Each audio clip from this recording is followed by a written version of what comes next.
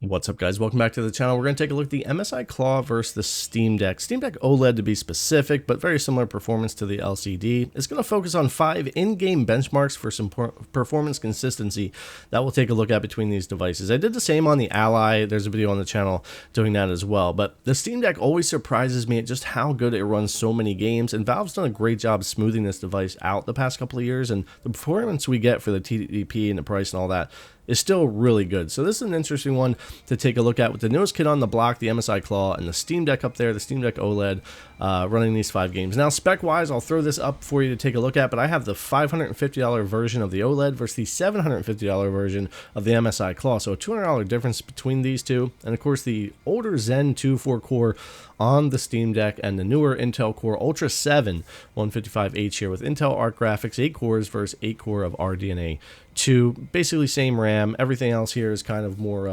external or preference versus actual performance of everything. But the MSI Claw has a lot of issues at launch. It still does. Some games like Cyberpunk are very broken, and plugged in versus unplugged performance can still be really varying and different. So anyways, let's get into it here. Now, one thing is, if you notice, the Steam Deck footage is like more saturated or crushed blacks or over contrasted, whatever. I just forgot to change a lot of my visual settings, but nothing affects any performance here throughout that. So you might notice that throughout the video. Please just bear with that. It annoys me too. But anyways, Steam Deck, MSI Claw unplugged, MSI Claw plugged in, 720p medium FSR2 quality here, running through Cyberpunk. And yeah, performance for plugged in versus unplugged is just dramatic in this game. Some others as well for the Claw. The Steam Deck offers really good, consistent performance. It's gotten actually really good at playing Cyberpunk in the past 6 months to a year or so. But yeah, you can see the janky stutter issue performance, especially unplugged. This game is just completely broken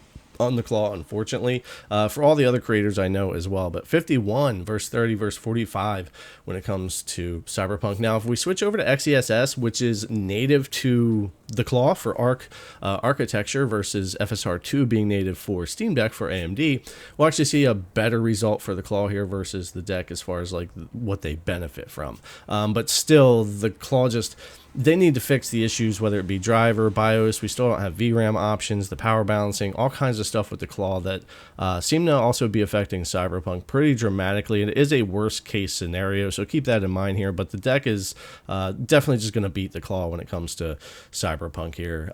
47, 32, 45 for that. And real world gameplay, the Deck actually holds up pretty well. You'll get some dips and stutters, hitches here and there, especially depending on where you're at. But for the most part, it stays like a fairly playable, decent experience. But when you come over onto the Claw with a much more powerful Claw, it, like I said, is broken. I think the Claw should be able to actually run this game quite well. It runs other games really well, but there's just something going on with this one. So keep it in mind, but I did want to show it because I know this is a popular game, and then some people have said, you know, they're playing this on the Claw. I'm not quite sure about that.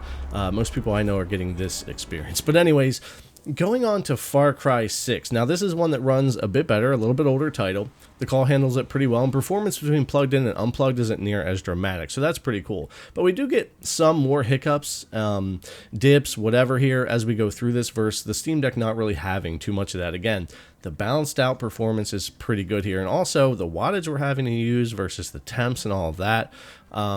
It's just, even versus like the Z1 Extreme and the Steam Deck here, and just AMD in general, MSI and Intel definitely have some work to do when it comes to balancing these systems out and making them better for handhelds and not just higher wattage laptops that are larger, if they want to get competitive even against the Steam Deck and AMD and even their new stuff that's going to be coming out this year and next year. But yeah, so you can see here performance can get pretty janky, even plugged in here at the end, where the Deck just powers through that. But 58, 57, and 64 here for our results on that one. Now, going into Forza Horizon 5. This is a well-optimized game, as we all know. 720p, low preset, FSR2 quality here to start with. And, of course, that will benefit the AMD side more than the Intel side. But, again, the performance we're getting here for wattage needed, the heat, all that kind of stuff. It's just the Steam Deck, again, a game that's handling really well here. Now, plugged in performance for the Claw does a little bit better than plugged in. Again, here, it's not dramatic as much like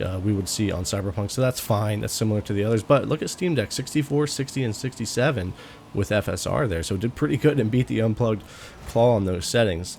But if we go to XeSS, it will change things a bit because this isn't native to Steam Deck, so it's not going to benefit as much as it does over on FSR. I like these comparisons. I think they're really cool and interesting. If you're on ARC, definitely be using XeSS if you can, and if you're on AMD, use the FSR too, because you lost 5 FPS, 59 on the Steam Deck now to 60 to 66. So just by changing those two settings, FSR to Intel, we got that change. Now, Horizon Zero Dawn is another one that has a lot of difference on MSI Claw unplugged and plugged in. I just kept the unplugged performance, but if I want to get up to Steam Deck performance here at 720p, medium preset, FSR2 balanced, I have to plug in the Claw, and then it will climb up to the same FPS you're seeing over on the deck in the 50s and the 60s. So I don't have that one in here. I didn't have it captured, but I have played the game a good bit on there, and that's what I get. I get about 20 FPS more. So that's something to keep in mind. Plugged in, closer to Steam Deck. Unplugged, definitely running under what the Steam Deck can do here for Horizon at the same settings. So side-by-side results here, we're going to look at 58 and 39 for that one. Okay, and finally, again, sorry for the footage, the Steam Deck settings or whatever, but anyways, performance, Steam Deck Windows, Steam Deck Linux versions of this game, MSI Claw unplugged and MSI Claw unplugged with XeSS. So we've got TAA for the 3, and then bottom right, we got the XeSS down there. And you can see we're getting, what, about 40, 41, 43, 44 on the Steam Deck Windows. We get a little bit more on the Linux version. Now, I don't play that version because my save's over on the Windows version and all that, but you do get a little bit more performance on the Linux version.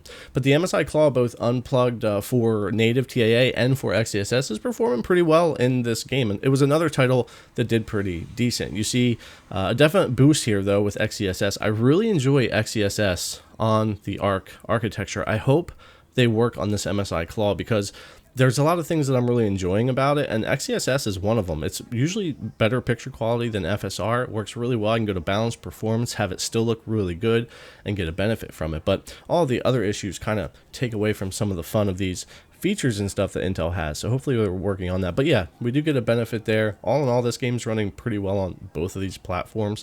And we had 42 and 44 up there for Deck, 48 and 52 down here for the Claw with those, and XeSS, of course, doing the best there. But yeah, that's 5 in-game benchmarks showing you some performance, some idea of different types of performance between the Steam Deck OLED, the MSI Claw. Now, I'm loving a lot of things about the Claw, like I said, but man, the thing has a lot of work to do. Because I have content here on the channel, I'm able to own all these and just enjoy using them, but if someone's just looking to buy one handheld right now anyway, as is, I certainly couldn't recommend the MSI Claw, not yet, unless some things get straightened up. Still loving my Steam Deck OLED though, loving my Legion Go, loving my Ally.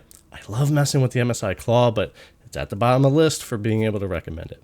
Alright guys, thanks a lot for coming and check out the video as always, I really appreciate it, and I'll see you in the next one.